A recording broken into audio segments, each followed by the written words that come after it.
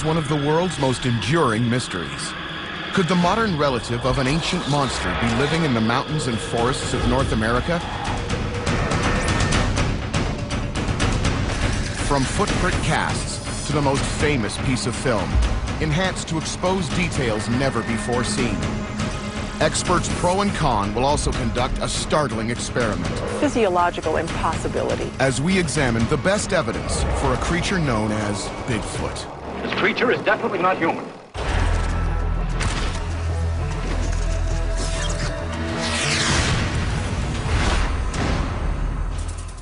Stories of sightings date back 1,000 years. Natives of North America's Pacific Northwest gave it a name, Sasquatch. We have detailed descriptions of Sasquatches back at least as far as 1839. Up to 8 feet tall and weighing over 600 pounds, it's described as a massive primate. So we're talking about an animal that is very large. But unlike a gorilla, this animal is fully bipedal, walking upright on 2 legs, as only humans can. When I hear a Sasquatch being described for me, there's certain things I'm looking for. Every year, there are dozens of documented Bigfoot sightings in North America. Dr. John Bindernagel is a respected wildlife biologist and former advisor to the United Nations. After spending the last decade examining the evidence, he has come to one startling conclusion. I accept the Sasquatch as an existing North American mammal.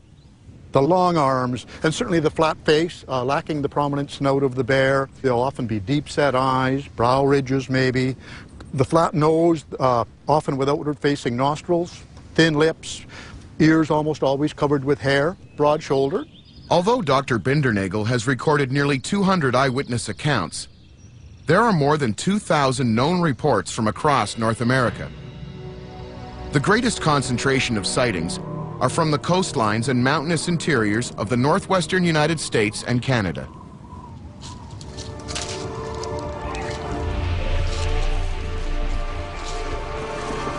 To me, it's very interesting. People encounter Sasquatches, if not on a weekly basis in North America, every month.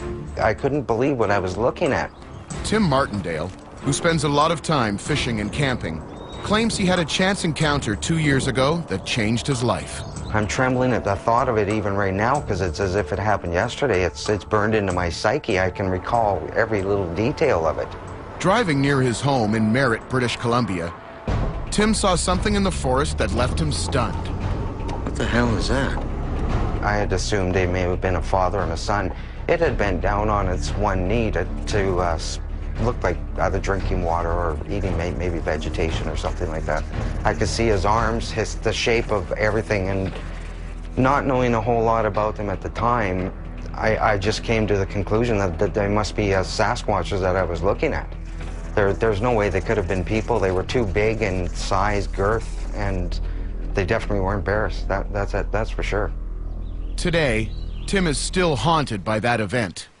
The whole world slowed down when I saw this because it was just disbelief. I couldn't believe what I was looking at. Now, Tim Martindale has joined the ranks of thousands of amateurs searching for what they commonly call Bigfoot. What he's described really does fit, you know, both behavior and anatomy of an upright great ape. This description adds up to a real animal. Only 2 months ago, a couple who were fishing in a remote part of this same watershed were woken up at 5:30 in the morning when something was throwing large rocks into the river. And they were pretty spooked because they were really out there by themselves. They probably won't tent there again. That was likely a Sasquatch.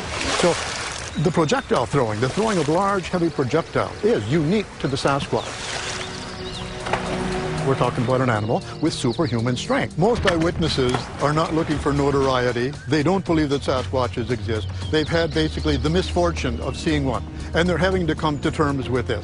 Of the thousands of people who claim to have seen the creature, the best known are Roger Patterson and Bob Gimlin and their famous 59-second piece of film. They had made many trips into the mountains of Northern California looking for evidence. On October 20th, 1967, they found it. and captured this brief but astonishing footage of what appears to be a female Sasquatch. Without a doubt, the most significant piece of photographic evidence for Bigfoot or Sasquatch remains the Patterson-Gimlin film, and still remains probably one of the most controversial. Dr. Jeff Meldrum is considered the leading academic authority currently researching Bigfoot. Even his critics have high regard for his contributions in the fields of physical anthropology and primate studies. I think there's a very credible case to be made for the existence of a large primate. Dr. Meldrum has analyzed this famous footage hundreds of times, but never at this level of clarity, thanks to sophisticated computer imaging software. The Patterson-Gimlin film remains rather controversial, probably because of its dramatic effect. It either has to be the real McCoy, or it is one of the most intriguing pieces of hoaxing, if it were simply a man in a fursuit, that has ever been contrived. In our quest to gain new insights into the mystery, Dr. Meldrum and other scientists will also get the opportunity to examine plaster cast footprints taken from the 1967 film site. The late anthropologist Dr. Grover Krantz made the casts. He was one of the first scientists to break ranks and seriously consider the existence of Sasquatch. The Smithsonian Institute provided these exclusive Bigfoot casts to our scientists for forensic analysis. All right, we'll get this on the pedestal here.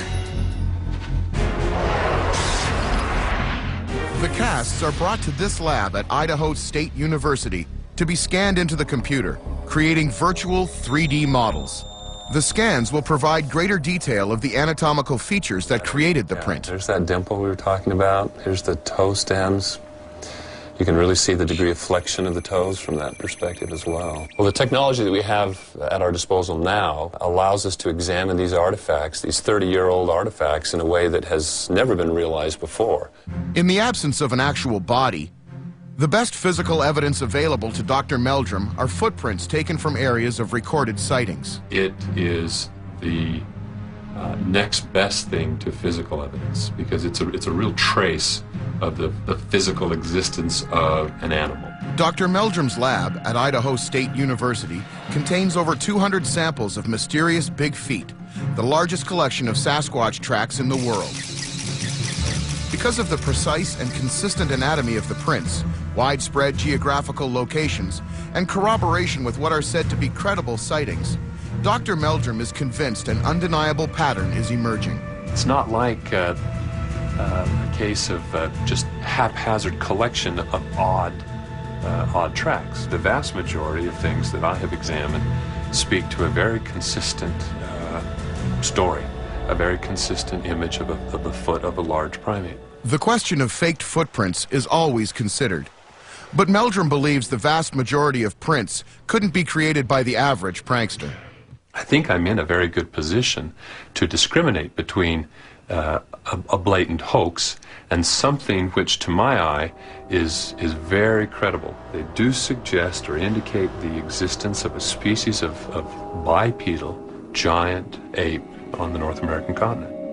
With intricate footprints, consistent eyewitness accounts, and a startling piece of film, Bigfoot researchers believe they're amassing a solid body of evidence. But critics are quick to point out inconsistencies, even between casts from the same footprints. If this depression along this edge here is real, it's different from those other footprints. So why is it different from those other footprints? Next, both sides debate the Bigfoot legend, leading to the ultimate test on best evidence. Bipedal primate